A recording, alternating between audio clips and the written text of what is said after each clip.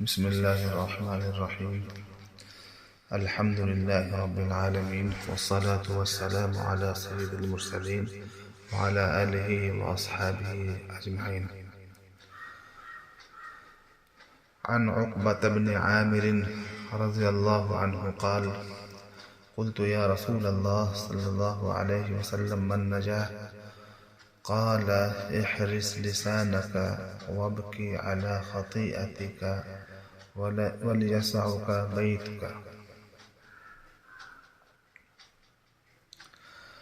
حضرت عقبہ ابن عامر رضی اللہ تعالی عنہ سے روایت ہے کہ میں نے عرض کیا: یا رسول اللہ صلی اللہ علیہ وسلم، نجات کا کیا راستہ ہے؟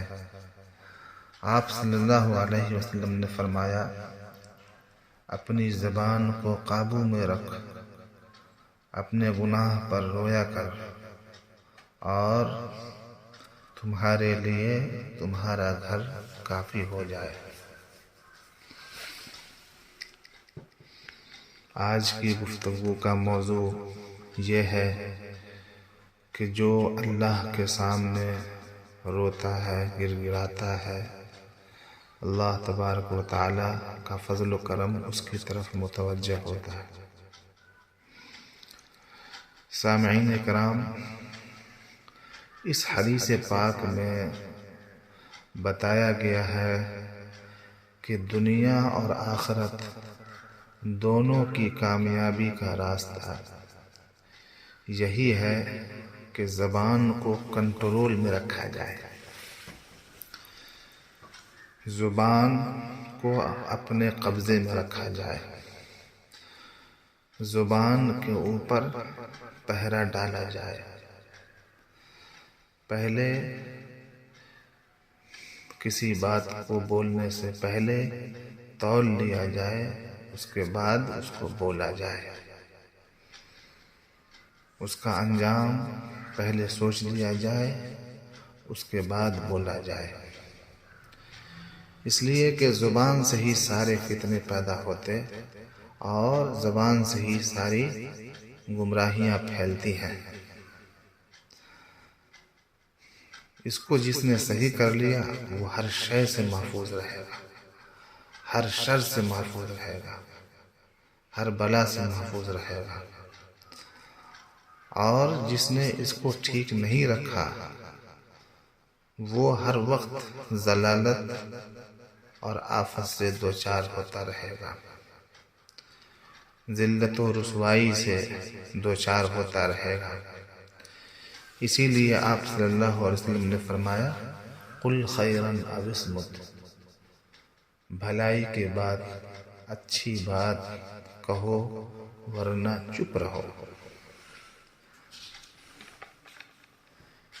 کیونکہ ایک حدیث میں آپ صلی اللہ علیہ وسلم نے تنبیہ کرتے ہوئے ارشاد فرمایا: من کثر الکلام کثر ذنبہ، جو زیادہ بولتا ہے اس کے گناہ بھی زیادہ ہوتے ہیں. حقیقت یہی ہے،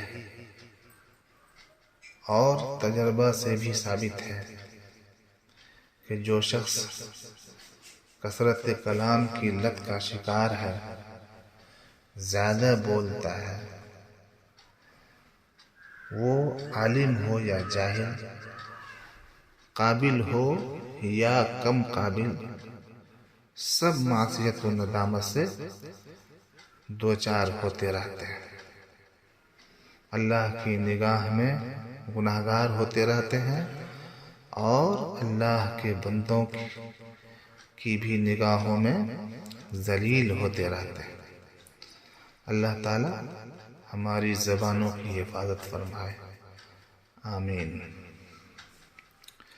دوسری بات جو حدیث پاک میں بیان کی گئی ہے: وَابْكِ عَلَى خَطِيئَتِكَ، آپ صلی اللہ علیہ وسلم فرماتے ہیں اور اپنے گناہوں پر رویا کرو. گناہوں پر رونے کا مطلب یہ ہے کہ جو گناہ پہلے ہو چکا ہے اس سے دل سے توبہ کرے، اور جو گناہ ابھی ہوئے ہیں ان پر اللہ کے سامنے روئیں، اپنے گھر میں روئیں، اپنی دکان پر روئیں، جہاں موقع ملے وہاں اپنے گناہوں پر ندامت کا اظہار کریں اور اللہ سے معافی مانگ لیں تاکہ وہ گناہ نامہ اعمال میں نہ لکھا جائے اور پھر مبادا دن بدن گناہوں میں اضافہ ہوتا چلا جائے اور آدمی کا نام گناہگاروں کی لسٹ میں چلا جائے۔ ایسا نہیں ہونا چاہیے۔ روایت کا تیسرا جز یہ ہے کہ آپ صلی اللہ علیہ وسلم فرماتے ہیں تمہارا گھر تمہارے لیے کافی ہو جائے۔ اس جز کا مطلب یہ ہے کہ بلا وجہ اپنے گھر سے نہ نکلیے، اگر کوئی ضروری کام ہو تو نکلیے، بلا وجہ گھر سے باہر جانے سے بازاروں میں فضول گھومنے کی نوبت آتی ہے۔ ایسے مقامات پر بھی بیٹھنے کا اندیشہ رہتا ہے جہاں معصیت کی بیٹھک ہوتی ہے اور نہ چاہتے ہوئے بھی گناہ ہو ہی جاتا ہے، اور یہ بات تجربہ سے بھی ثابت ہے۔ اس لیے اللہ سے دعا کریں کہ اللہ تعالیٰ لایعنی اعمال سے ہماری اور آپ کی حفاظت فرمائے، نیک صحبتوں میں بیٹھنے کی توفیق عطا فرمائے، آمین۔ سامعین کرام، اس حدیث شریف کا دوسرا جو رونے کے حوالے سے بیان کیا گیا ہے کہ آپ صلی اللہ علیہ وسلم نے فرمایا گناہوں پر رویا کرو، اس میں گریہ وزاری کا حکم ہوا ہے، آہو بکا کا حکم ہوا ہے اللہ کے سامنے، اس لیے کہ بندہ جب اللہ کے خوف سے روتا ہے، اپنے گناہوں پر آہوزاری کرتا ہے، تو بندہ کو دربار الہی میں تقرب حاصل ہونے لگتا ہے، اور جو جتنا روئے گا اتنا زیادہ قرب حاصل ہوگا، اتنا زیادہ اس کو قرب حاصل ہوتا چلا جائے گا۔ اسی طرح جب کوئی مصیبت یا تکلیف پیش آئے تو آدمی بے قرار ہو کر اللہ کی طرف دوڑتا ہے اور اس کی بارگاہ میں جا کر گر گراتا ہے، تو اس کی طرف اللہ کی رحمت متوجہ ہو جاتی ہے اور اس کی پریشانی کو دور کر دی جاتی ہے۔ امن یجیب المضطر اذا دعاہ ویکشف السوء، اللہ تعالیٰ فرماتے ہیں کون ہے وہ جو پریشان حال اور بے قرار شخص کی دعا کو قبول کرتا ہے اور اس کی تکلیف کو دور کرتا ہے اور اس کی مرادیں پوری کرتا ہے۔ ظاہر ہے کہ اللہ کے سوا کوئی نہیں۔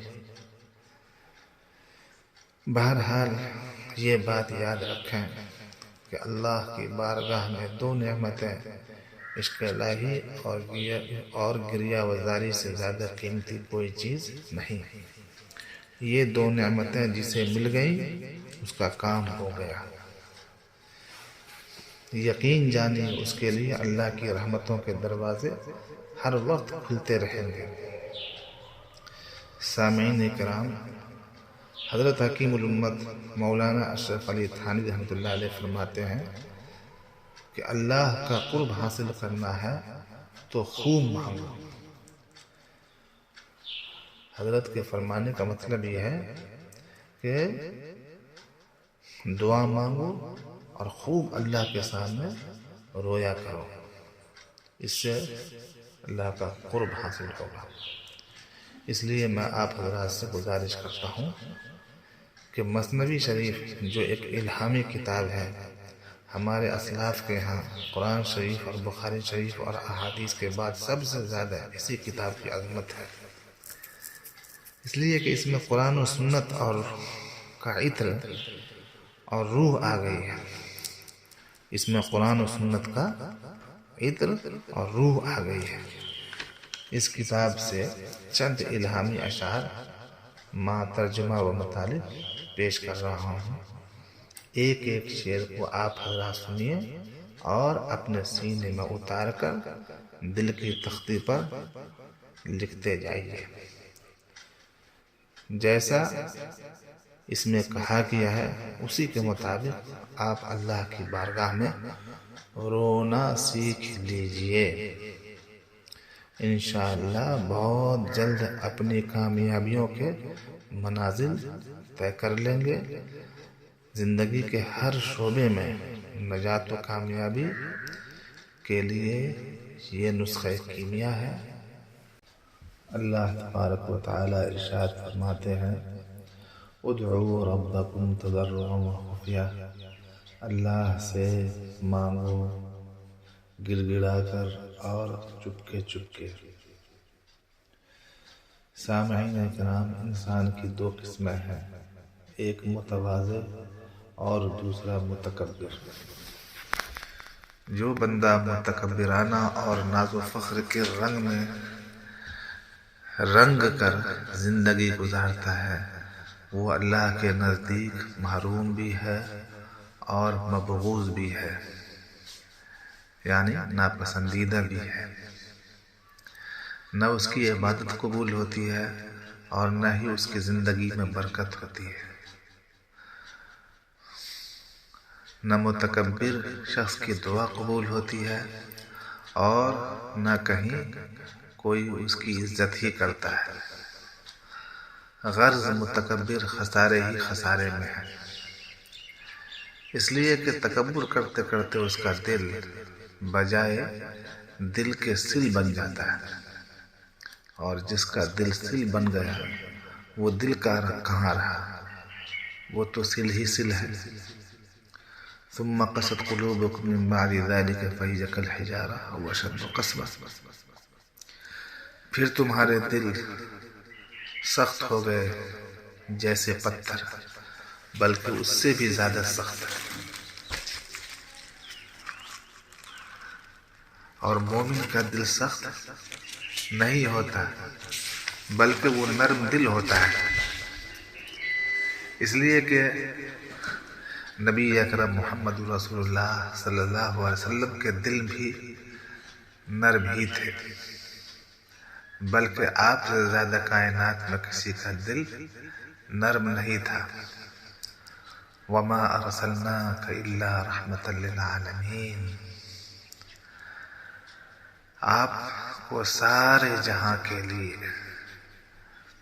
رحمت اور مہربانی اور سراپا مہربانی بنا کر کے ہم نے بھیجا. یہ اللہ تعالیٰ فرماتے ہیں کہ حضور صلی اللہ علیہ وسلم سراپا رحمت ہے. قرآن پاک میں ایک جگہ ہے فَبِمَا رَحْمَةٍ مِّنَ اللَّهِ لِنْتَ لَهُمْ وَلَوْ كُنْتَ فَظًّا غَلِيظَ الْقَلْبِ لَانفَضُّوا مِنْ حَوْلِكَ فَاعْفُ عَنْهُمْ وَاسْتَغْفِرْ لَهُمْ وَشَاوِرْهُمْ فِي الْأَمْرِ. اللہ کی رحمت و مہربانی سے آپ ان کے لیے نرم دل ہو گئے، اور اگر آپ سخت دل ہوتے تو وہ آپ کے پاس سے بھاگ جاتے. لہذا آپ ان کو معاف کیجیے اور اللہ سے ان کی مغفرت کی درخواست کیجیے اور معاملات میں ان سے مشورہ لیجیے. حدیث پاک میں آپ صلی اللہ علیہ وسلم کو لین کہا گیا ہے. آپ کی صفت لین بیان کی گئی ہے کہ بہت نرم دل اور نرم خو آپ کی شخصیت تھی.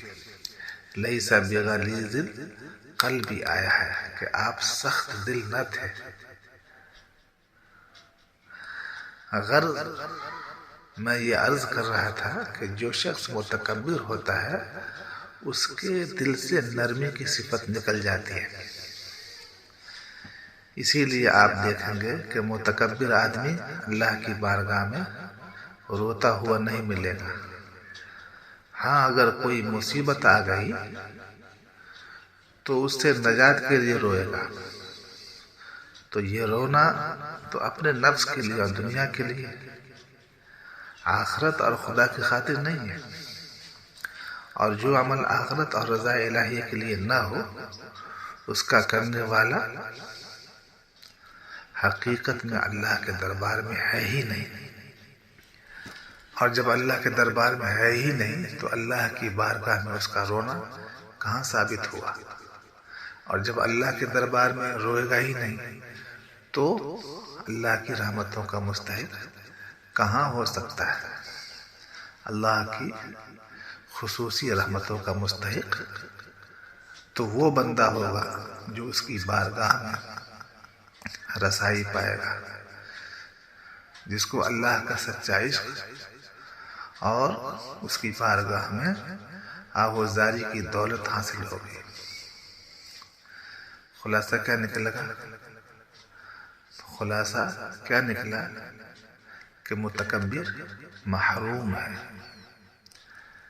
اس کے بالمقابل جو بندہ متواضع ہوگا وہ اللہ کی نگاہ میں بھی محبوب اور مقبول ہوگا، اور اللہ کے بندوں کی نگاہ میں بھی معزز ہوگا، اس کی عبادت بھی قبول ہوگی اور دعائیں بھی اس کے لیے اللہ کو راضی کرنا بہت آسان ہے۔ وہ بہت جلد اللہ کی رحمتوں کا مستحق اور انعامات خداوندی کے لائق بن جائے گا۔ اور سچ یہی ہے کہ خدا کو پانے کا راستہ بھی یہی ہے۔ اگر خدا کو پانا اور اس کی رحمتوں کا حامل بننا ہے تو تواضع، عاجزی، منکسر المزاجی اور آہوزاری کی صفت اور خوب پیدا کرنا ضروری ہے۔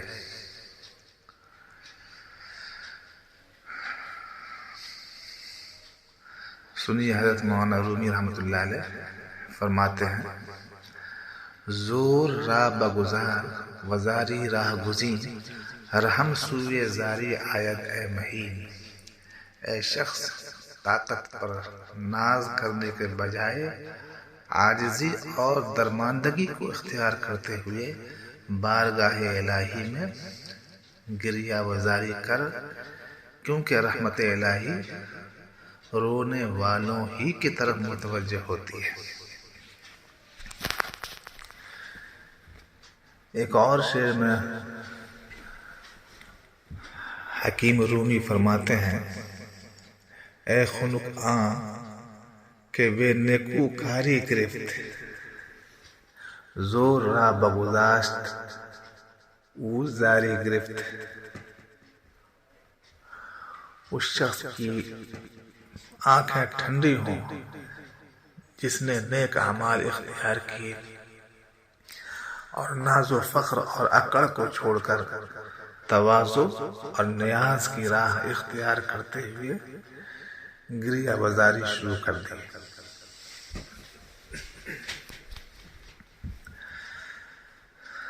سامعین کرام، آہو بقا کا تعلق تواضع اور انکساری سے ہے۔ جس کے اندر جتنی تواضع ہوگی اتنی ہی اس کو تضرع و گریہ زاری نصیب ہوگی، اور تضرع و زاری کے اوپر اللہ کی رحمت و مسرت کا وعدہ ہے۔ مولانا رومی رحمۃ اللہ علیہ ایک شعر میں فرماتے ہیں: با تضرع باش تا شاد داں شوی، گریہ کن تا بے دہاں خندہ شوی۔ جو حق تعالیٰ کی بارگاہ میں تضرع و گریہ زاری پیش کرتا ہے وہ نتیجہ میں مسرور ہوتا ہے، لہذا گریہ وزاری اختیار کرو تاکہ بے دہاں خندہ ہو جاؤ، یعنی قلب میں مسرت دائمی عطا ہو۔ اللہ تبارک و تعالی آپ کے دل کو ہمیشہ خوش رکھے گا۔ اگر بارگاہ الہی میں رونے کی آپ کو عادت پڑ گئی،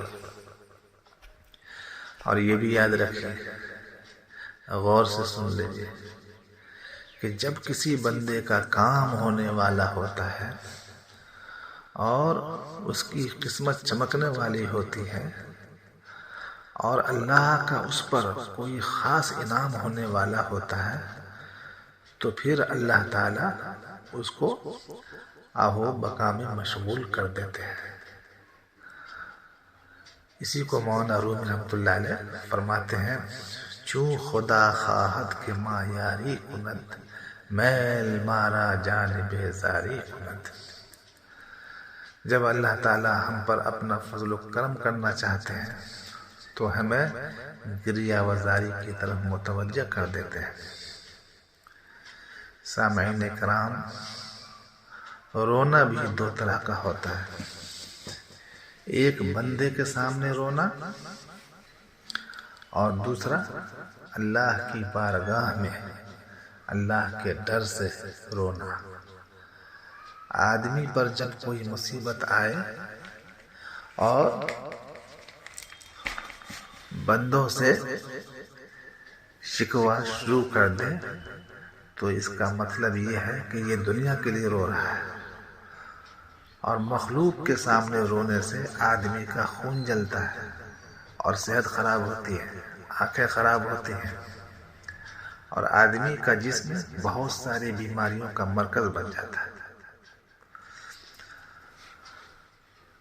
اور زیادہ ڈپریشن سے بہت سارے لا علاج امراض کا بھی شکار ہوتا چلا جاتا ہے۔ جبکہ اللہ کی بارگاہ میں آہوزاری کرنے سے غم ہلکا ہوتا ہے۔ اللہ کی طرف لو لگاتے ہوئے جب آپ روئیں گے اور صرف اسی کے سامنے اپنے شکوے رکھیں گے، اسی سے اپنی پریشانی حل کروائیں گے، تو پھر اللہ تبارک و تعالی آپ کے غم کو ہلکا کر دیں گے، اللہ کی رحمت ہوگی اور صحت بھی بڑھے گی اور خون میں بھی اضافہ ہوگا،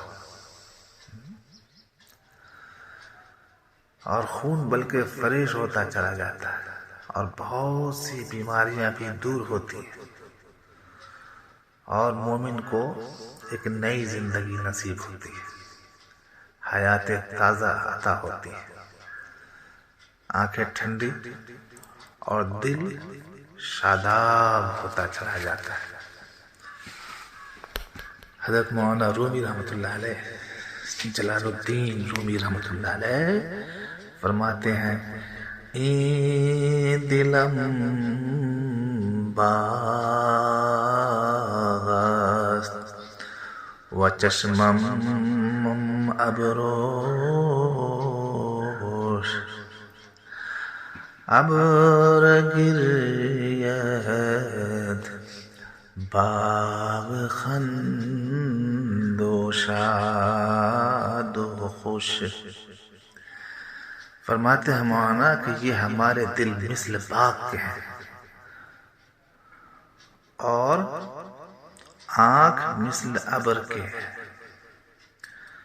اور ابر کے رونے ہی سے باغ ہرا بھرا ہوتا ہے۔ جب بادل برستا ہے تو کیا ہوتا ہے؟ باغ ہرا بھرا ہوتا ہے۔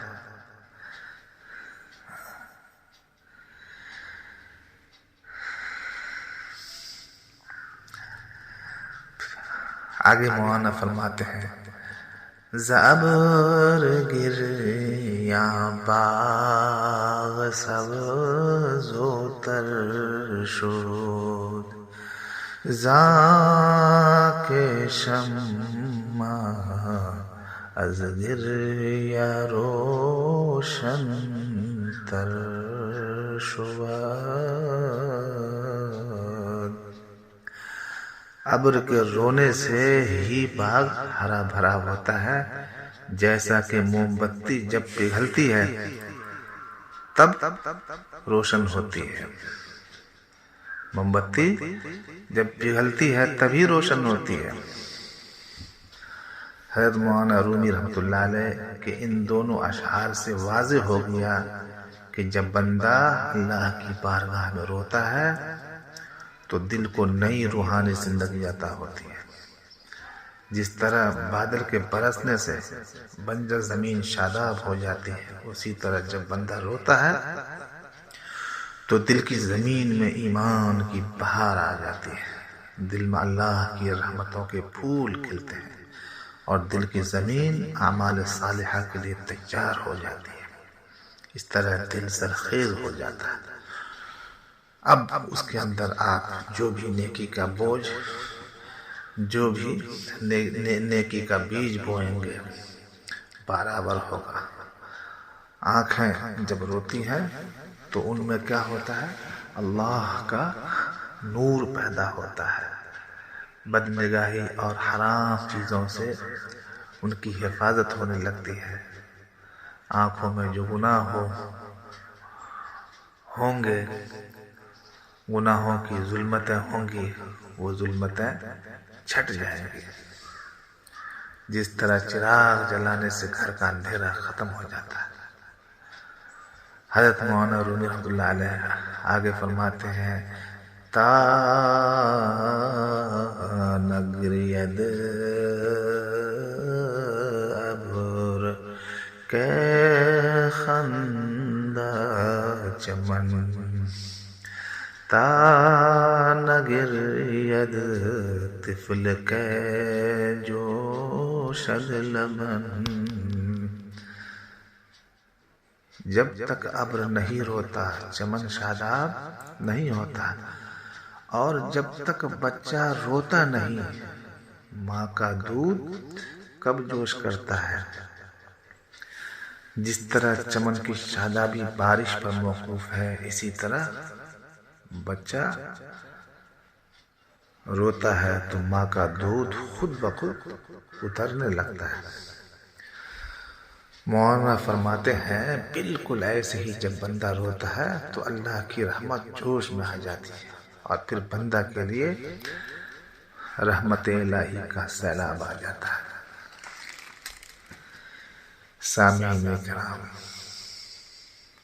اس شعر سے صاف واضح ہو گیا کہ جب بندہ اللہ کی بارگاہ میں آہوزاری کرے گا تو رحمت الہی اس کی طرف ضرور اور بالیقین متوجہ ہوگی، اور ہر حال میں اللہ کی رحمت کا ہاتھ اس پریشان حال بندے کے سر پر آ جائے گا. مولانا آگے فرماتے ہیں کہ ہم لوگ کتنے غافل ہیں کہ ایک دودھ پیتے بچے سے بھی پیچھے ہیں کہ ہمیں یہ معلوم ہی نہیں کہ اللہ کی رحمت ہمیں کیسے ملے گی.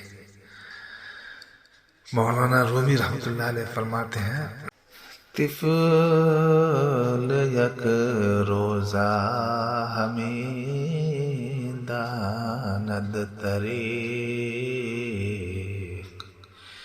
کے بگریم تارسد دایا شفیق. ایک دن کا بچہ بھی یہ راستہ جانتا کہ ہے کہ ہم جب تک روئیں گے نہیں دودھ پلانے والی دایا ہمارے پاس نہیں آئے گی. مولانا آگے فرماتے ہیں اے خوشاں چشمے کے گریاں دوست، وائے ہمایوں دل کے بریا اوست. کیا ہی خوشبخت اور مبارک ہے وہ آنکھیں جو محبوب حقیقی کی یاد میں رونے والی ہے، اور کیا ہی مبارک وہ دل ہے جو محبوب حقیقی کے عشق سے تڑپ رہا ہے. آگے مولانا فرماتے ہیں میں اس محبوب حقیقی کے لیے روتا ہوں کہ ان کو ہمارا نالا اور رونا اچھا لگتا ہے.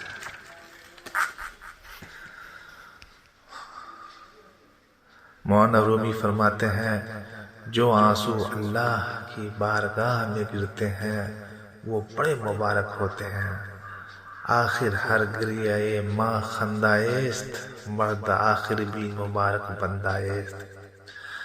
ہمارے ہر گریہ کا انجام مسرت ہے، اور جو انجام بھی ہوتا ہے وہ مبارک بنتا ہے۔ خلاصہ کلام یہ ہے کہ جہاں آنسو ہوتے ہیں وہاں اللہ کی رحمت اترتی ہے۔ ہر کجا کے آب رواں خضرت بود، ہر کجا اشک رواں رحمت بود۔ جہاں بھی پانی جاری دیکھو گے سبزہ موجود ہوگا، اسی طرح جہاں آنسو رواں ہوتے ہیں وہیں رحمت ہوتی ہے۔ مولانا روم رحمۃ اللہ علیہ ایک شعر میں خدا کے سامنے آہوزاری کی اہمیت کو بتلاتے ہوئے لکھتے ہیں کہ اللہ کی بارگاہ کا آنسو اتنا اہم سرمایہ ہے کہ اللہ کی رحمت ضرور اور ہر حال میں ہوگی۔ اس لیے اللہ تعالیٰ سے دعا کیجیے کہ اللہ تعالیٰ ہمیں بھی اور آپ کو بھی یہ دولت عطا فرمائے، تاکہ اللہ کا فضل و کرم ہماری طرف متوجہ ہو۔ اللہ کا جب آپ کے اوپر خصوصی انعام ہونے والا ہوگا، جب خصوصی فضل و کرم ہونے والا ہوگا، تو اللہ تبارک و تعالیٰ آپ کو آہوزاری میں مشغول کر دے گا۔ یہ علامت ہوگی آپ کی نجات کی، آپ کی قبولیت کی، آپ کی مقبولیت کی، آپ کی کامیابی کی اور مراد پوری ہونے کی۔ اللہ تبارک و تعالی ہم سبوں کو قبول فرمائے اور اخلاص عطا فرمائے، اور انبیاء و صالحین کی یہ دولت آہوزاری والی ہمیں بھی اور آپ کو بھی سب کو عطا فرمائے۔ آمین یا رب العالمین۔ صلی اللہ وسلم علی سیدنا محمد۔